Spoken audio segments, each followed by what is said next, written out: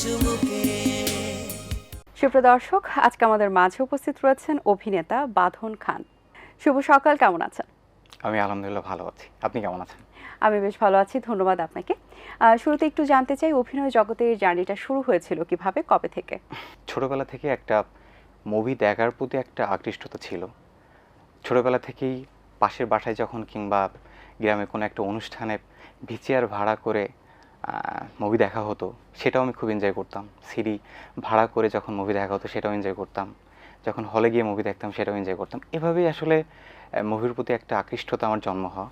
এরপরে আমার শিল্পপনা মা, যিনি আমাকে ছোটোবেলায় গান শিখতে নিয়ে যেতেন, তারপরে আমাকে আর্ট শিখতে নিয়ে যেতেন, ড্যান্স শিখতে নিয়ে যেতেন। এইভাবে আসলে পথ চলা শুরু। তারপরে সময়ের পালাক্রমে একটা সময় এসে নিজে থেকে অনুভূতি জন্ম হওয়া যে আসলে আমি এটাই করতে চাই, আর আচ্ছা এটাই আমার পেশা এবং এটাই আমার নেশা। সো এইভাবেই।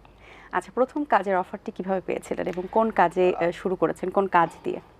এটা শুরু হয়েছিল আমি যখন আমার ঢাকা কলেজে থার্ড ইয়ারে পড়ি। দ্যাট টাইমে আমার একটা ভাইয়ের মাধ্যমে একটা ডিরেক্টরের সঙ্গে আমার পরিচয় হয়। তিনি আমাকে দেখে আসলে পছন্দ করেন। তারই একটা নির্মিত নাটক বাবা নাম। এটা আমার বাই এনি চান্স আমি লাক বলবো অবশ্যই, যেটা আমি ফজলুর রহমান বাবু ভাইয়ের সঙ্গে আমার স্ক্রিন শেয়ার হয়েছিল ফার্স্ট টাইমে।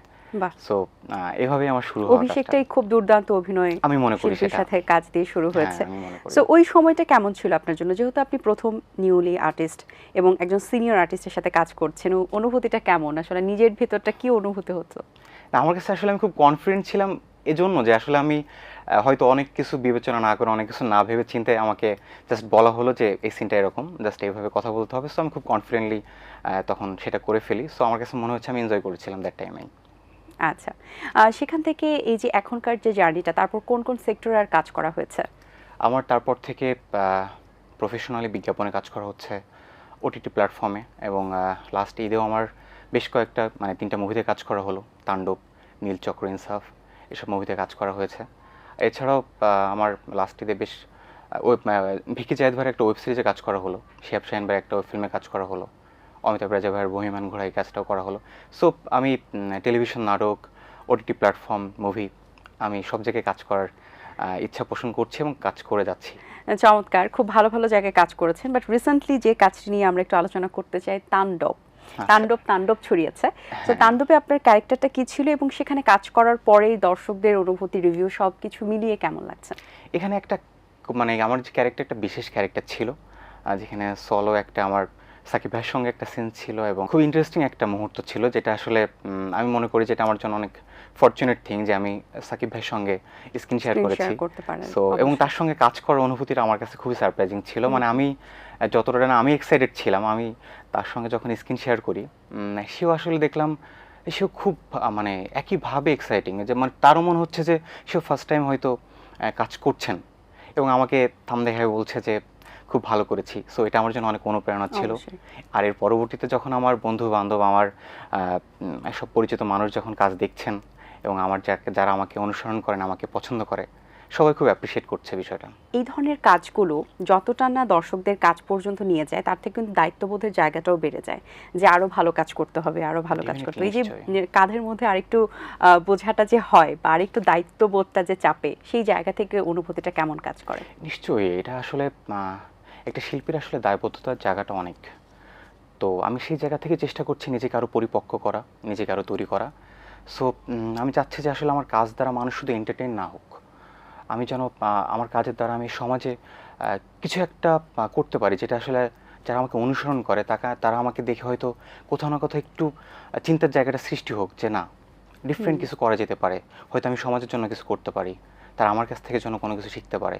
সো সেই জায়গা থেকে আমি চেষ্টা করছি, নিজের ভিতরে নতুনত্ব আনার চেষ্টা করছি, কাজ শেখার চেষ্টা করছি, এভাবেই। আচ্ছা, আপনার স্বপ্নের ক্যারেক্টার কোনটা, বা কোন ক্যারেক্টারটা মনে হয় যে আপনি করতে চান ইন ফিউচার? আমি একজন পারফর্মার, একজন অভিনেতা হিসেবে আমার প্রত্যেকটা ক্যারেক্টারে আসলে বিশেষভাবেই আমি সমানভাবে দেখে কাজটা করতে পছন্দ করি। আর এরপরে যদি বলতে হয়, সেটা অবশ্যই আমি সামাজিক যে কাজগুলো, সামাজিক দায়বদ্ধতার জায়গা, সেই কাজগুলো করতে পারি। এছাড়া আমার ব্যক্তিগতভাবে আমি অ্যাকশন, রোমান্টিক যে কাজগুলো, এগুলো আমি খুব কমফোর্ট ফিল করি। সো আর একটা অ্যাক্টরে আমার কাছে মনে হয় যে কোনো ক্যারেক্টার প্লে করার জন্য আসলে সেই চ্যালেঞ্জটা নেওয়াটা তার উচিত। কোন সেক্টরে কাজ করে সবচেয়ে বেশি কমফোর্টেবল ফিল করেন? আসলে আমার কাছে মনে হয় যে একটা অ্যাক্টরের কিংবা একটা পারফর্মারের আসলে কোনো গণ্ডি থাকতে পারে না। সে আসলে গণ্ডিটা ভাঙার মতোই সে মানসিকতাটা দৃঢ়ভাবে সেভাবে এগিয়ে যাওয়াটাই আসলে আমার কাছে মনে হয় তার এগিয়ে যাওয়া উচিত। সো আমার মনে হয় আমি যেকোনো কমফোর্ট জোন ভেঙে আগানোটাই আসলে আমি নিজেকে ওই চ্যালেঞ্জ নিয়ে আগাতে পছন্দ করি আমি। আচ্ছা, কিন্তু আমরা আর্টিস্টদের দেখতে পারি যে একবার তারা বড় পর্দায় চলে গেলেন তারা ছোট পর্দায় আর ফেরেন না। সেক্ষেত্রে যদি আপনারও কখনো এরকম বড় অপরচুনিটি আসে, আপনি বড় পর্দায় এজ এ সুপার হিরো হিসেবে কাজ করছেন বা হিরো হিসেবে বা খলনায়ক একটা বড় ক্যারেক্টারে কাজ করছেন, তারপর কি আপনি আসলে ছোট পর্দায় ফিরবেন কিনা, নাটকে ওবিসিটি এটা তো আসলে সবই তো আপেক্ষিক। আমি আসলে এটা সিচুয়েশন ডিমান্ডই বলবো। দ্যাট টাইম আসলে আমার চিন্তা ভাবনা হয়তো এখন আমি যেভাবে চিন্তা করছি, আগামীতে যখন আপনি বললেন আল্লাহ রহমত করলে হয়তো কোনো একদিন সেই জায়গাটা যেতে যদি আমি পারি, সো সময় বলে দিবে আসলে তখন আমার কি করা উচিত। বাট আমার কাছে মনে হয় যে পারফর্মের জায়গাটা আসলে কোনো ছোট আর বড় জায়গা না। আমি আসলে কাজ করে যেতে চাই, আমি পারফর্ম করে যেতে চাই। আচ্ছা, আমাদের যদি দেখি যে আগের যে জেনারেশনের লেজেন্ডারি যে শিল্পীরা রয়েছেন, অভিনয় শিল্পীরা স্পেশালি যেভাবে কাজ করে গেছেন, এখনও তাদের কাজের যে ছাপটা রয়ে গেছে এবং তাদের কাজ দিয়ে কেউ কেউ এখনও আমাদের মাঝে বেঁচে আছেন এবং এখনও ইন্ডাস্ট্রিতে কাজ করছেন, কেউ কেউ করছেনও না। সব কিছু মিলিয়ে এখন যে জেনারেশনে যারা কাজ করছেন তাদের মধ্যে ডিফারেন্সিটা কোথায় এবং পাশাপাশি এই যে অভিনয় সেক্টরের পরিবর্তনটা কোথায় দেখছেন? সে সময়ের আর এখনের মধ্যে অবশ্যই পার্থক্য আছে। আমার কাছে যেটা মনে হয় যে বর্তমানে যারা কাজ করছেন তারাও অনেক ভালো কাজ করছেন, তারাও আন্তর্জাতিক মানের পারফর্ম করার চেষ্টা করছেন, যেটা আমাদের দর্শকরা অ্যাপ্রিসিয়েট করছেন। আর বিগত দিনে যারা কাজ করে গেছেন তারা তো সবাই খুবই ভালো কাজ করে গেছেন, অনেকের কাজের মাধ্যমে এখন আমাদের মধ্যে বেঁচে আছেন। আমি যদি বলি আমার হুমায়ুন ফরিদি স্যারের কাজটা আমার খুবই ভালো লাগে। কেন জানি মনে হয় যে উনি আসলে সময়ের কাজ করেন, উনি এমন কাজ করে গেছেন যেটা আসলে যুগের পর যুগ মানুষ দেখে যাবে। সো এটা তো আমি অনুপ্রাণিত হই। আর বর্তমান সময়ে আমার কাছে মনে হয় যে পার্থক্য এতটুকুই যে এটা সবাই আসলে চেষ্টা করছে সবার জায়গা থেকে আসলে ভালো করার। বাট এখন কমার্শিয়াল থিংটা না সবার মধ্যে একটু বেশি চলে আসছে আমার কাছে যেটা মনে হয়। আগে হয়তো আমি যখন সিনিয়রদের সাথে কাজ করতে গিয়ে তাদের কথা শুনি, আমি খুব মুগ্ধ হয়ে কথা শুনি। তারা যেভাবে বলে যে আগে একটা কাজ হতো মাসভর, হয়তো বিটিভিতে একটা কাজ করতে যেত, সো মানে সে কাজটা আসলে সবাই মিলে এনজয় করে করতো। সে কাজে আসলে কোনো আউটপুট কী হবে, এটার ভবিষ্যৎ কী, এগুলো চিন্তা ছিল না। বাট আমাদের এখন আসলে কাজ করতে গেলে অনেক কিছু চিন্তা করতে হচ্ছে, যেটা আসলে শুধু যে ইন্ডাস্ট্রি করাচ্ছে সেটা না। আমার মনে হয় আমাদের সামাজিকতা, আমাদের যুগের পরিবর্তন সব কিছুই আমাকে আসলে আমাদের সেদিকে চিন্তা করতে বাধ্য করছে। সো এই জায়গাটা একটু পরিবর্তন আমার মনে হয় খানিকটা হয়েছে। আর আমি ছোটো মানুষ জানি না, আসলে আমার জায়গা থেকে অনুভূতির জায়গা থেকেই বলা। আর এখনকার সময়ের যদি আমার ব্যক্তিগতভাবে আমি আরও একটা কথা বলতে চাই যে বর্তমান ইন্ডাস্ট্রি এবং ইন্ডাস্ট্রি শিল্পীরা, আমাদের ইন্ডাস্ট্রি কিন্তু একটা পরিবর্তনের মধ্য দিয়ে যাচ্ছে আমার কাছে যেটা মনে হয়। যেখানে অনেক নতুন কিংবা উদীয়মান কিংবা অনেক পরিচালকই আসছেন যারা আসলে তাদের নিজস্বতা নিয়ে আসছেন, তারা গল্প বলতে চেষ্টা করছেন, অনেক চিত্রনাট্যকাররা যারা নিজেদের মতো করে গল্প বলার চেষ্টা করছেন এবং অনেক অভিনেতাই আছেন যারা চেষ্টা করছেন আসলে নিজেদের ব্যারিয়ার ভেঙে আরও ভালো কিছু করবার। তো আমি সবার কাছ থেকে অনেক কিছু শেখার চেষ্টা করছি, আমি সব কিছু এনজয় করি। আচ্ছা, যেহেতু আমরা যুগের কথা বলছিলাম, ডিজিটালাইজড সব কিছু মিলিয়ে আমরা কিন্তু এআই সম্পর্কে সবাই অবগত। এবং আমরা কিন্তু এখন রিসেন্টলি রিলসেও আমরা এআই নিয়ে যে পরিমাণ যেভাবে এডিটটা করা হয়, আসলে জেনারেট করা হয়, পুরো একদম মানুষের কার্বন কপি। আসলে এখানে বোঝাটাও মাঝে মাঝে মুশকিল হয়ে যায় এটা আদৌ মানুষ নাকি এআই। সেই জায়গা থেকে কখনো কি আর্টিস্টদের উপরে এটা এফেক্টেড হবে কিনা, আপনার কাছে কি মনে হয়? এটা নিয়ে আসলে আমার কাছে মনে হয় যে প্রত্যেকটা জিনিসই আসলে টেকনোলজি আসলে ডিপেন্ড করে নিজের উপরে আমরা কীভাবে ব্যবহার করছি আর সেটা আসলে আমরা কীভাবে দেখছি, কীভাবে দেখতে পছন্দ করছি। আমি যদি শিল্প কালচারাল সেক্টর থেকে বলি, ধরেন আমি এখানে আপনার সাথে বসে আছি, এটা এআই দিয়ে মানে তৈরি করা সম্ভব, বাট আমি আমার কথাগুলো বলছি আমার ভেতর থেকে, আমার অন্তর আত্মা থেকে। এআই তো সেটা পারছে না। তো এটা যদি আসলে সত্য হয়ে থাকে, তো এআই তো একটা প্রযুক্তি, আর একটা মানুষ কিংবা একটা মানুষের শিল্প সৃষ্টি এটা অমর, এটা তো বেঁচে থাকবে, এটার পরিবর্তন হবে না। আর্টিস্টের কাজের পরিধি কখনোই কমবে না আসলে এআই যতটাই আপডেট হোক না কেন। সবকিছু মিলিয়ে নিজেকে আগামী 10-15 বছর পরে বাঁধন খান কোথায় দেখতে চাইবেন ইন্ডাস্ট্রিতে? এমন কিছু কাজ করে যেতে চাই যাতে মানুষ পছন্দ করবে, সেটা মনে রাখবে।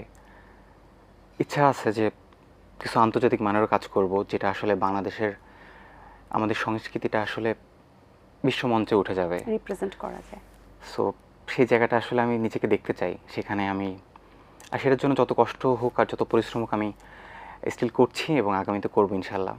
আমাদের দেশের সিনেমাগুলোকে জাজ করি, যেটা আসলে দর্শকরা সব প্রতিনিয়ত করতে ভালোবাসেন, যে বলিউড সিনেমা এরকম হয়েছে, সেখানে তাণ্ডব কিছুটা হলেও সেই পর্যন্ত যেয়েছে। সব কিছু মিলিয়ে আমরা যদি বলি যে সরকার প্রণোদিত যে সিনেমাগুলো হয় সেখানে কি আসলে ওই ধরনের সিনেমা জায়গা করতে পারে কিনা? তাণ্ডবের যে বাজেট সব কিছু মিলিয়ে হাই বাজেটের মুভি হচ্ছে, এবং সেই সাথে সরকার অনুমোদিত যে মুভিগুলো তৈরি হয় সেখানেও একটা মুভি। তো দর্শকদের এই যে ডিফারেন্সিয়েশন বা দর্শকদের অনুভূতি বা দর্শকের জায়গা থেকে সিনেমার জায়গাটা কতটুকু এস্টাবলিশ হতে পারে ওই জায়গায়, আপনার কাছে কি মনে হয়? সেখানে কিন্তু হিউজ একটা আওয়াজ তুলতেছে, যেখানে আসলে সেই মুভিগুলো কিন্তু সারা বিশ্বে মানে রিলিজ হচ্ছে, সবার পছন্দ হচ্ছে। সেগুলো কিন্তু যে তাদের বাজেট থেকে ছাপিয়ে সারা বিশ্বে সবার কাছে পৌঁছে যাচ্ছে, এটা কিন্তু আসলে কোনো বাজেটের সীমাবদ্ধতা না। আমার কাছে মনে হয় এটা একটা চিন্তা, জি, এটা একটা প্রেজেন্টেশন। সো আমার কাছে কখনো মনে হয় না যে একটা বাজেটের মধ্য দিয়ে আসলে একটা মুভিকে আমরা জাজ করতে পারি। আমার মনে হয় আসলে একজন নির্মাতা, একটা টিম, একটা সবাই মিলে যদি চেষ্টা করে যে একটা কাজ করব, সেই কাজটা আসলে মানুষের কাছে পৌঁছাবো, তো ডিফারেন্ট অনেক কিছু করা সম্ভব। সেটা আসলে কোনো বাজেট আসলে বাধা হতে পারে না। খুব সুন্দর একটি কথা বলেছেন, অসংখ্য ধন্যবাদ আপনাকে, খুব ভালো লেগেছে কথা বলে। আশা করছি আরো ভালো ভালো কাজ আমাদেরকে উপহার দিবেন। অনেক অনেক শুভকামনা রইল আপনার জন্য, ভালো থাকবেন সবসময়। অসংখ্য ধন্যবাদ আপনাকে, আমাকে এটিএন বাংলা থেকে এখানে আমন্ত্রিত করা হলো, সেই জন্য আমি এটিএন বাংলার কাছে অনেক কৃতজ্ঞ। সো আমার জন্য দোয়া করবেন। ওকে, থ্যাংক ইউ সো মাচ। দর্শক, আশা করছি আজকের আয়োজন আপনাদের ভালো লেগেছে। আজ এই পর্যন্তই, আপনাদের সঙ্গে দেখা হবে আগামী পর্বে নতুন কারোর সঙ্গে। সেই পর্যন্ত ভালো থাকুন, সুস্থ থাকুন এবং এটিএন বাংলার সাথেই থাকুন। আল্লাহ হাফেজ। দিন আসে দিন যায়, সময়টা চলে যায়, তবু আছি এই বেশ ভালো। জীবনটা রঙময়, যেভাবেই হওয়া চাই, নয় কবু সাদা কালো। এই আশাতে স্বপ্ন ভাসে, সুখ হাসে চোখে মুখে, চায়ের চুমুকে।